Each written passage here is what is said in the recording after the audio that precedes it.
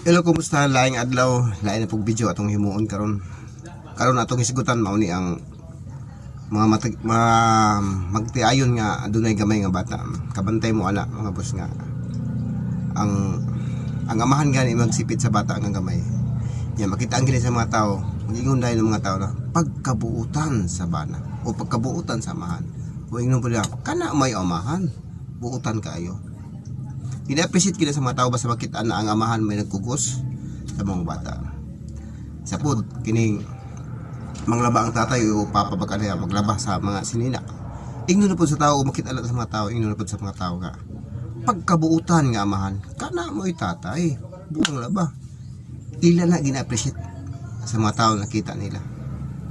Muna'y nabantayan nato mga boss, kasagaran gid nga na gid ang mga kuminto sa mga tao na makita ng amahan may naglihok sa mga dili man ang obligasyon gud kanang amahan gud panagsaraman na uli sa ila kay mamalin na trabaho gud sila may mo pangita og pamaagi aron ang pamilya ano ni kwarta para sila adunay mga kaon sa matag adlaw.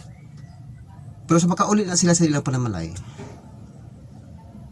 sila mo kugos sa bata, makitaan ganit na sa mga silingan mga tao, gina-appreciate nila ilan ang ginalaig. Pero ug ang inahan gani makita nila na patutoy ba silang anak, walay mag-ingon nga kana may mama na may nagbantay sa bata, kana may inahan nagatiman sa bata, wala ka kadungog kana.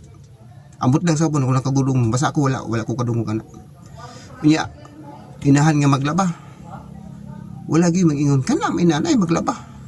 Wala nang gina-appreciate sa mga tao na kana unta kanang pag-atiman sa mga batang gagmay adlaw-adlaw nang ginahimo sa maong inahan. Kining panglaba dili na adlaw pero kanang pag-atiman gud grabe.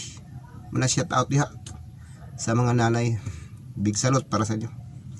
Muna ay tinuod na istorya ang inahan may unta dahil pero nganong ang mga lalaki na panagsara magkugos mo may gi-appreciate no sa mga tao ngano no ko na matingala naman ko dinhin na lang ko tama ning istorya kay moray akong kuminto na.